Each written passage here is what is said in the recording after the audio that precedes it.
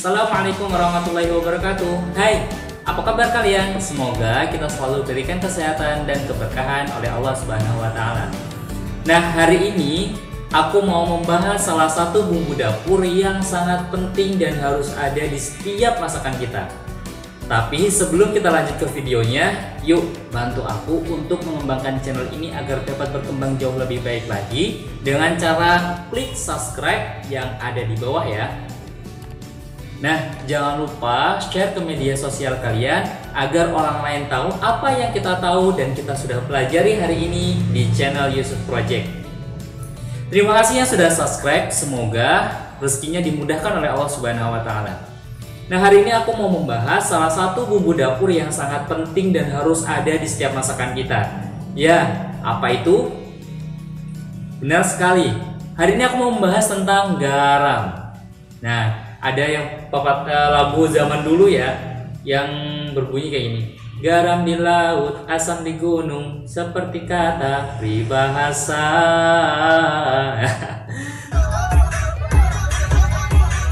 Nah, ternyata nggak semua garam berasal dari laut loh. Ada juga garam yang berasal dari pegunungan.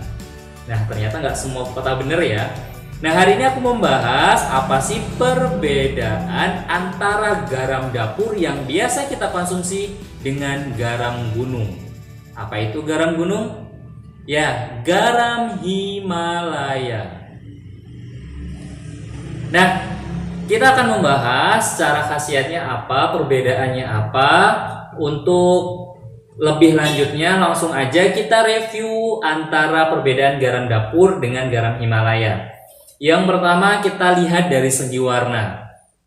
Teman-teman bisa melihat dari segi warna sudah ada perbedaan yang sangat mencolok. Garam dapur berwarna putih, sedangkan garam Himalaya berwarna pink. Ya. Jadi perbedaannya sangat mencolok ya untuk perbedaan warnanya. Terus yang kedua, mudah ya, kalau dari segi warna kita mudah sekali untuk membedakan mana garam Himalaya sedangkan garam dapur yang mana. Yang kedua kita dari segi bau. Kalau kalian punya garam dapur, coba ambil dan kita coba cium. Ini garam dapur warnanya putih. Kita akan cium dari segi bau yang dimiliki oleh garam dapur.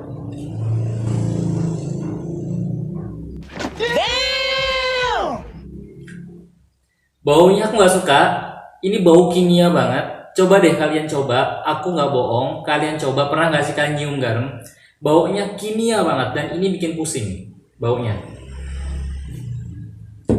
kayak apa ya? Kayak bau pupuk. Pupuk kimia. What? Kalau kalian anak petani biasanya tahu bau kayak gini. Yang kedua kita coba cium dari garam Himalaya. Ini garam Himalaya ya.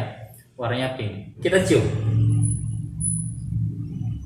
Kalau ini lebih netral, jadi cenderung nggak ada bau dan nggak ada bau unsur kimianya. Yang ketiga ya, dari segi harga. Dari segi harga ini jauh berbeda banget. Garam dapur bisa kalian dapatkan dengan harga sekitar paling mahal 5.000. Tapi kalau tergantung daerah ya, kalau di tempat aku itu sekitar harga 3.000-an. Dalam ukuran 250 gram ya. Sedangkan garam Himalaya jauh lebih mahal ketimbang garam dapur. Harganya sekitar 25.000 per 250 gram tergantung toko ya. Kalau di online shop itu tergantung. Ada yang 100 gramnya 15.000, ada yang 100 gramnya 20.000, berbeda-beda setiap toko. Jadi pada umumnya 250 gram sekitar harga 25 ribuan. Ya, jadi harganya beda banget. Berapa kali lipatnya tuh? 5 kali lipat. Nah, kenapa kok bisa beda? Ternyata kandungan yang dimiliki garam dapur dan garam Himalaya itu pun berbeda. Yang pertama, ternyata kandungan yang dimiliki garam, semua garam itu sama, yaitu natrium klorida. Ya, jadi semua garam itu mengandung natrium klorida. Apa yang membedakan? Nah, yang membedakan antara garam dapur dengan garam Himalaya yaitu pada kandungan mineral lainnya. Jadi kalau garam Himalaya memiliki 84 mineral lainnya, di antaranya ada kalsium, kalium, magnesium, sulfur, dan zat besi. Nah, zat besi inilah yang membuat garam Himalaya berwarna pink. Dan ini tidak dimiliki oleh garam dapur. Ya. Jadi penyusunnya sama, zat penyusun garam sama, yaitu natrium klorida yang ada di setiap garam. Ya, jadi setiap garam itu mengandung natrium klorida, baik garam Himalaya maupun garam dapur. Yang membedakan adalah tadi zat-zat yang digandung oleh garam Himalaya itu jauh lebih banyak ketimbang yang dimiliki oleh garam dapur. Perbedaan selanjutnya adalah prosesnya. Kalau proses di garam Himalaya tidak ada atau menggunakan proses alami. Jadi tidak ada unsur kimia yang dikandung oleh garam Himalaya. Dari bentuk bongkahan sampai berbentuk serbuk seperti ini atau kristal lebih kecil atau halus kalau kita membahasakannya, itu tidak ada proses kimiawi atau lebih alami. Sedangkan di garam dapur ada proses yang namanya bleaching atau pemutihan. Inilah yang membedakan. Jadi bahan yang digunakan untuk memutihkan atau proses kimiawi yang terjadi di garam dapur adalah menggunakan zat natrium aluminosilikat atau magnesium karbonat. Jadi itulah yang digunakan untuk memproses garam dapur. Ya, jadi ada proses kimiawi yang terjadi, sedangkan di garam Himalaya tidak ada proses kimiawi yang terjadi. Itu terlihat dari baunya tadi. Kalau bau garam dapur itu jauh lebih menyengat dan bau kimia. Sedangkan kalau garam Himalaya tidak ada bau kimiawinya.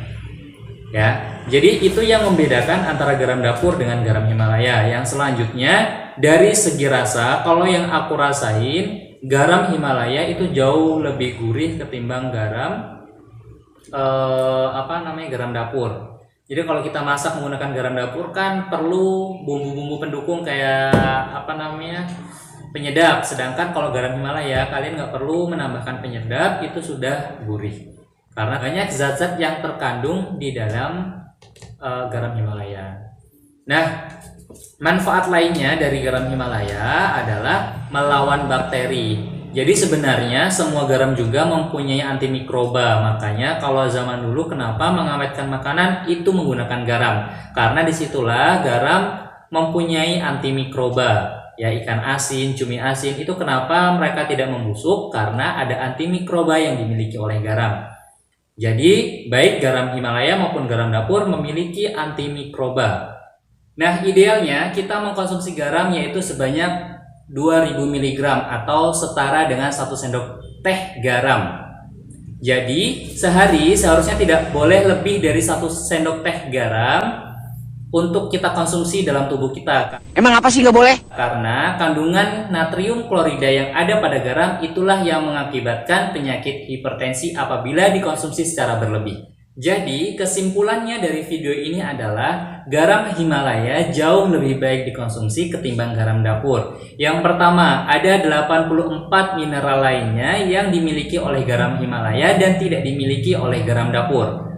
Sedangkan yang kedua adalah kandungan sodium yang dimiliki oleh garam Himalaya jauh lebih rendah ketimbang kandungan sodium yang dimiliki oleh garam dapur. Yang ketiga, yang paling penting tidak ada proses kimiawi yang terjadi pada garam Himalaya, sehingga tubuh kita akan lebih aman ketika mengkonsumsi yang alami. Yang keempat, walaupun harganya jauh lebih mahal, namun garam Himalaya lebih baik dikonsumsi ketimbang garam dapur. Dan rasanya pun jauh lebih gurih ketimbang garam dapur. Yang terakhir adalah mengkonsumsi garam tidak boleh lebih dari 1 sendok teh setiap harinya atau setara dengan 2 mg setiap harinya. agar tidak terjadi penyakit hipertensi karena tubuh kita kelebihan sodium. Terima kasih sudah nonton video ini sampai akhir. Semoga ini bermanfaat untuk saya pribadi dan untuk teman-teman semuanya. Kita sama-sama belajar di channel Yusuf Project. Semoga bermanfaat. Jangan lupa klik subscribe dan hidupkan lonceng notifikasinya. Dan jangan lupa share ke media sosial kalian sebagai wujud bentuk mensyiarkan makanan halal dan thayyib dan bentuk ketaatan kita kepada Allah Subhanahu wa taala. Terima kasih sudah menonton. Semoga kita selalu diberikan kesehatan oleh Allah Subhanahu wa taala. Salam sehat. Assalamualaikum warahmatullahi wabarakatuh.